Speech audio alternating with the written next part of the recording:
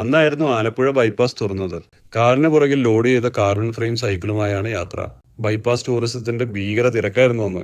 വെറുതെ റോഡിൽ വട്ടം തിരിച്ചൊരു ഓട്ടോ കാറിൽ ഇടിക്കാതിരിക്കാൻ ബ്രേക്ക് പിടിച്ച ഒരു കാറും അതിനെ ഇടിക്കാതിരിക്കാൻ ബ്രേക്ക് പിടിച്ച് എന്നെയും ഞെട്ടിച്ചുകൊണ്ട് പുറകിൽ അതിശക്തമായി ഒരു ഏഷ്യർ ലോറി വന്നിടിച്ചു.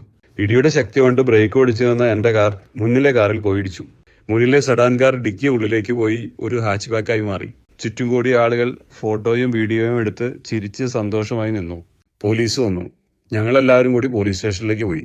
ബ്രേക്ക് ശരിയാക്കണമെന്ന് ഇന്നലെ ഞാൻ പറഞ്ഞതല്ലേ? ഏഷ്യർ ഡ്രൈവർ ഫോൺ ചെയ്ത് രഹസ്യമായി പറയുന്നത് ഞാൻ കേട്ടു.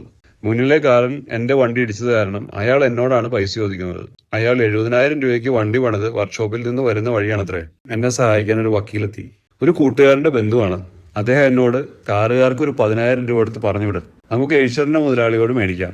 അയാളുടെ വണ്ടിക്ക് ബ്രേക്കും ഇല്ല, മിക്കവാറും ലോഡ് ടാക്സ് അടയ്ക്കാത്തതുമായിരിക്കും, നമുക്ക് പിടിക്കാം. രാത്രിയായപ്പോഴേക്കും മുതലാളി വന്നു. എല്ലാ പ്രശ്നങ്ങൾക്കും പരിഹാരമായി 5,000 രൂപ തരാം, അല്ലെങ്കിൽ കേസിന് പോയിക്കൊള്ളാൻ പറഞ്ഞു.